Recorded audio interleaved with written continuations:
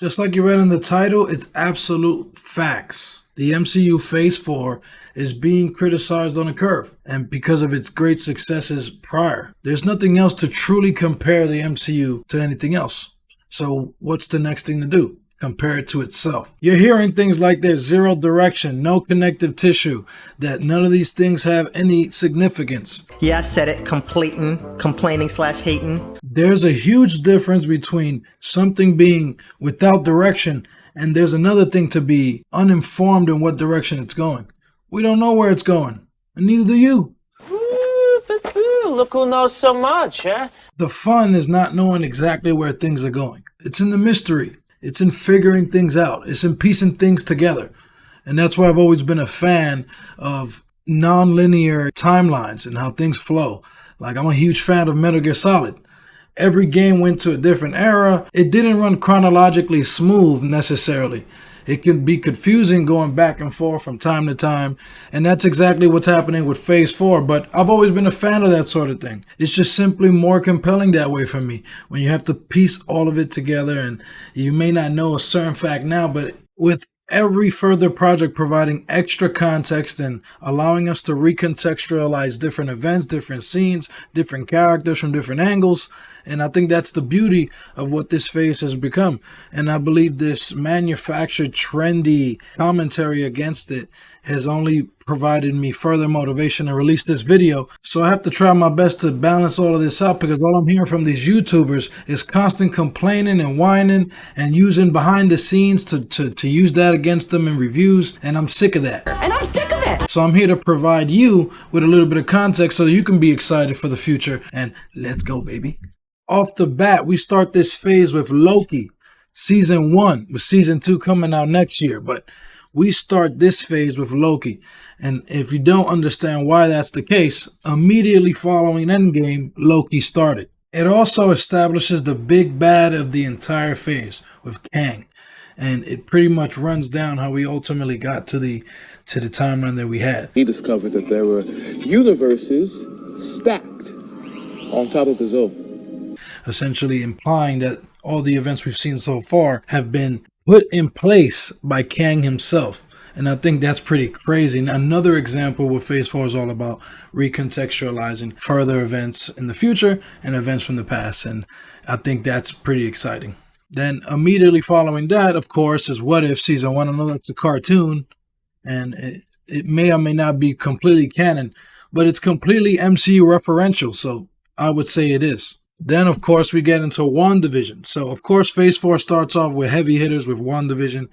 Loki eventually hits a few months after that. But with WandaVision, you get established more to the magical side of the MCU. So one is establishing the multiverse. The next project is now establishing the magical side of the MCU. You know, witchcraft, actual witchcraft, not sorcery, actual witchcraft on some Harry Potter shit. You're a wizard, Harry. Then Eternals is providing us with the beginning of time of the MCU, gods of the MCU. So off the bat, Phase 4 has already established magic, the multiverse, and gods. Off the bat, off rip. Shout out to Marvel Guides right here. This website is awesome because this is as chronologically accurate as you can be so far. And then we get into one of the most underappreciated projects of Phase 4, and that's pretty unequivocal to me. They had so many wonderful moments with first of all, the motivation for him to give it to the government, I thought was very consistent with the ending of Endgame. And for them to turn around and to immediately replace him with another white American is pretty crazy because they grabbed that shield from him pretty quick. So I thought this show established so many wonderful things. And if you're paying attention to She-Hulk, there's so many things that are connected to it. There's even a leader tease in The Falcon and the Winter Soldier, as you'll see right now. I was recruited by the CIA. They had blood samples from an American test subject with semi-stable traces of serum. I think the only thing that you could say about The Falcon and the Winter Soldier is that maybe it didn't have the greatest villain, but it established U.S. agent, which of course will be followed up in Thunderbolts. So we'll see that come to pass. And we could, of course, recontextualize this project with future releases. So that is, again, one of my points, that these reviews are not even putting into consideration that you can rewatch these projects from a different point in time and think of them in a different light. So their reviews aren't final, and all this complaining is just getting to a point where it's getting naggy. So I think this is an interesting point of view because Black Widow technically took place in Phase 3. But the post-credit scene and just watching Yelena Belova, it allowed us to establish a new Black Widow for our era, and she will be in Thunderbolt. So that's where she'll ultimately be. And she was also on Hawkeye. This is probably one of the projects that started this narrative because of the fact that it started in Phase 3. But again, time doesn't run straight or in a straight line, just like Kang said. So then we end up with Shang Chi. And Shang Chi was absolutely fire. It also establishes one of the MacGuffins of Phase 4, the 10 Rings, which I think is pretty wonderful. And the movie itself is pretty awesome. And the director of this movie will ultimately direct Avengers Kang Dynasty in 2025. So that's pretty awesome. Then we get into the creme de la creme of Phase 4, Spider-Man No Way Home. What the hell? Yo, that's right. Spider-Man Far From Home. That's interesting. That just blew my mind. But yeah, that is in fact Phase 4. And I guess wow, that just threw me off. But yeah, Spider-Man Phase, you would say Spider-Man No Way Home starts immediately after Far From Home. So yeah, that's a part of Phase 4. You're saying there's a multiverse? And that semi-teased the multiverse, and that established that Samuel L. Jackson is in outer space. So you'll see that come to pass in Secret Invasions, early 2023. So then we come into No Way Home. We're actually seeing the larger multiverse come into play, with Doctor Strange failing to do that spell, causing all the Spider-Man to come together.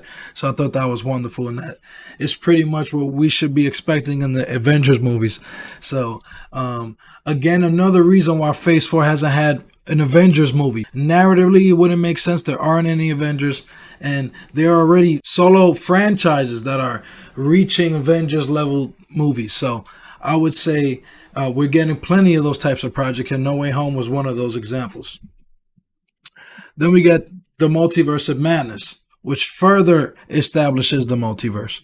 And it teaches the future with incursions and future variants of other characters, because we got to see a bunch of those with Professor X, Reed Richards, Black Bolt.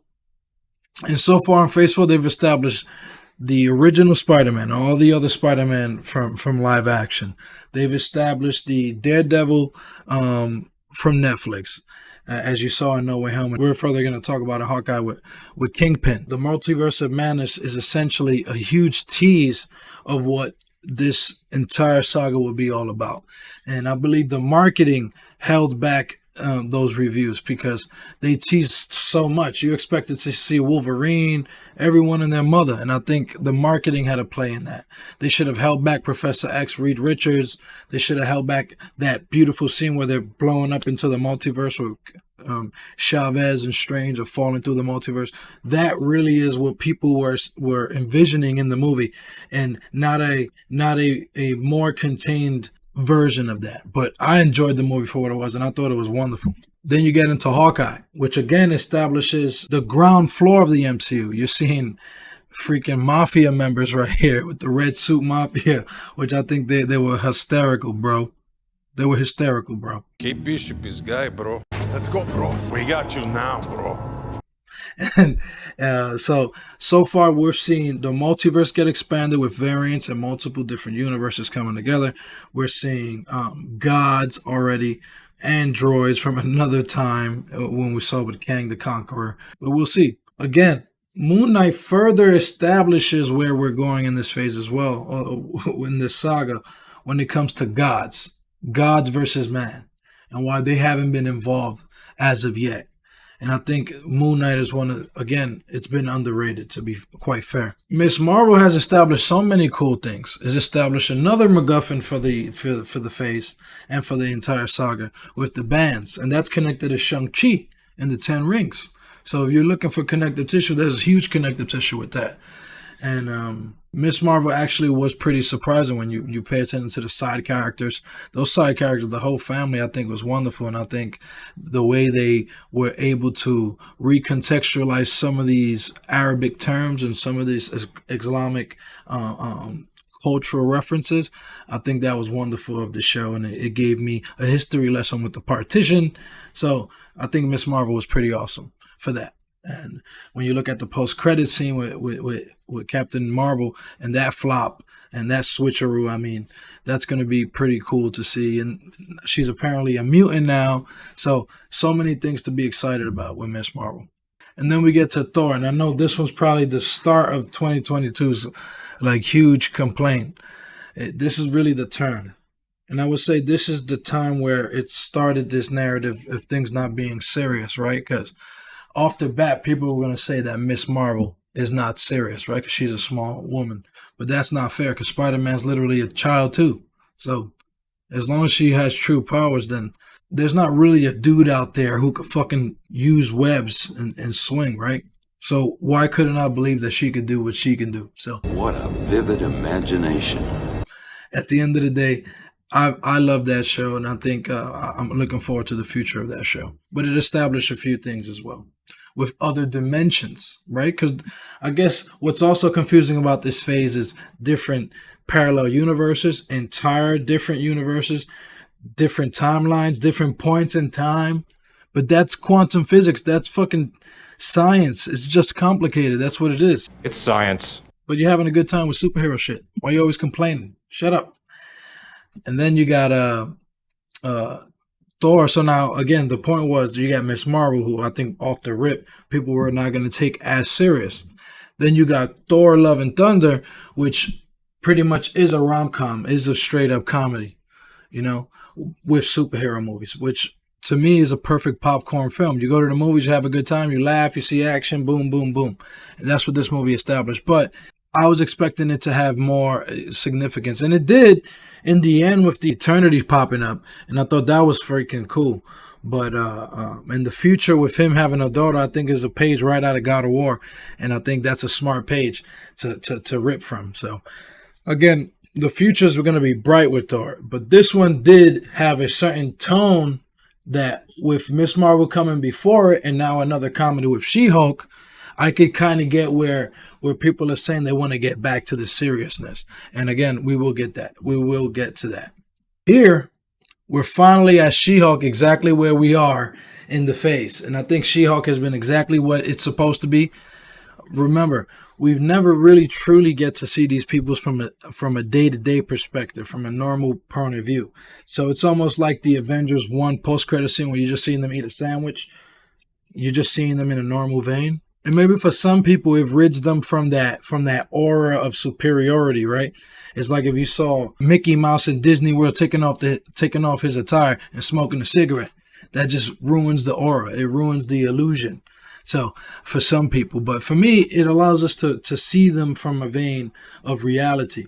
So when things do pop off, we're going to be like, holy moly. So the benefit of seeing her from this vein, and then when she gets tossed into the larger narrative, is that we're going to feel for her. We're going to be like, man, this is Jennifer Walters. She's just a regular lawyer. What the hell's going on? Boom, boom, boom.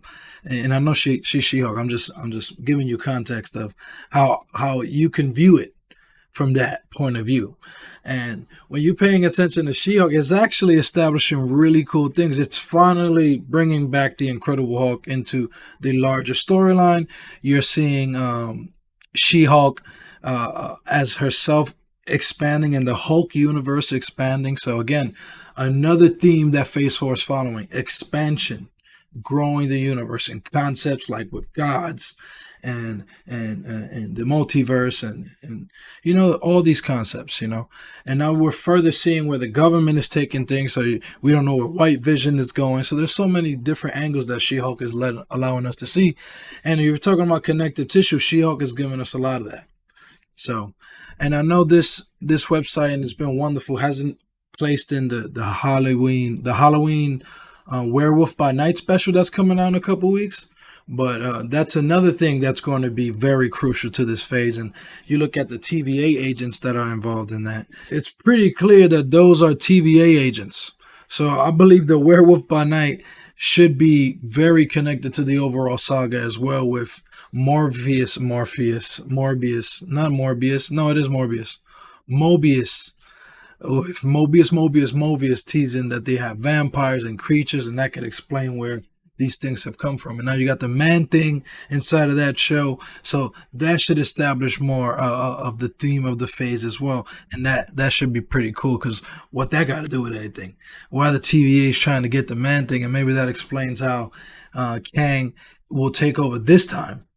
Well, no, that would kind of contradict it. It's supposed to flow the same exact way, but after he's dead, there's no one actually garnering that position, so no one's really following the timeline. So right now, it's all new possibilities and circumstances. So before we get to the final project of Phase 4, I definitely want to establish that I feel like She-Hulk will ultimately turn and tease us with her dramatic turn in these last couple episodes. I don't know exactly when, but she does wear the uniform in the episode with Daredevil, so I'm assuming something gets her to a point where she knows she has to live the life of a superhero. That's her role, that's her position, that's who she is now.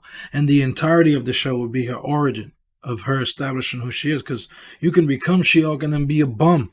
She could just stay home and not choose to use it. And that's a horrible way to look at it. She's clearly not a bum, she's a lawyer. So she could have just been a lawyer and not used it. So ultimately, we're going to see the dramatic turn in the end of She-Hulk, and that's going to go into the Werewolf by Night, and then that's going to go into this final project of Black Panther. Well, I said it like that.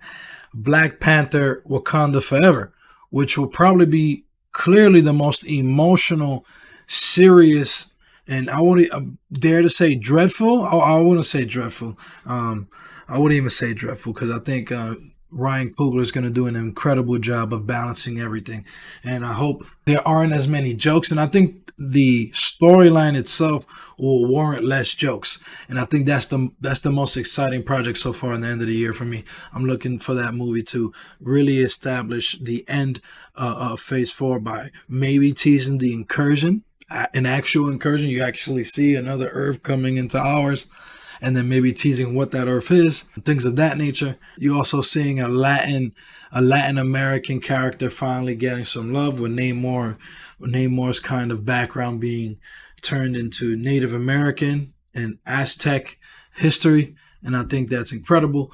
And there's always been a connection with the Latin American culture and the African American culture, and I think there's going to be a beautiful way to put them together, with teasers of Doctor Doom maybe being behind the scenes, and this is essentially the cap off of the phase. We're further establishing another universe, the Wakanda universe. It's not just about Black Panther anymore. It's now about the entire universe and the entire country of Wakanda, you know? Just to finalize this video, the themes of this phase were establishing new concepts like magic and man versus God and the multiverse. Second one was establishing new MacGuffins like the 10 rings and the bands. Another thing was establishing brand new characters, brand new superheroes, brand new circumstances like a Law Division, for example. And I think the ultimate legacy will be that it's setting up probably the most exciting, most explosive phase in MCU history, with Phase 5 coming and then Phase 6 coming. And I believe we will then appreciate Phase 4 for what it was and not for what it should have been in all of these fan theories, you know? Because I believe that's what's really grinding my gears. The fact that all of these people are like, oh, I would have done it this way, I would have done it that way. So get in the writer's room. If you want to make a movie, make a movie. And that's what you should do. But stop going around complaining about everything and enjoy things for what they are. Because we don't fully understand where things are going. And that is the exact point of it. It's fun. It's mysterious. It's weird. It's funny. It's horrific. That's the whole point of this phase. It's been the most versatile phase of all. And I believe once we see these characters come together, we can then appreciate Phase 4 for what it is. I think the key is that there aren't any Avengers at the very moment. There isn't a team to look at and to defend the world right now. So everybody is on their own, living their own life. And when they're coming together, I guarantee you all of this setup is going to make that much more special. So thank you for watching the video. Have a good day.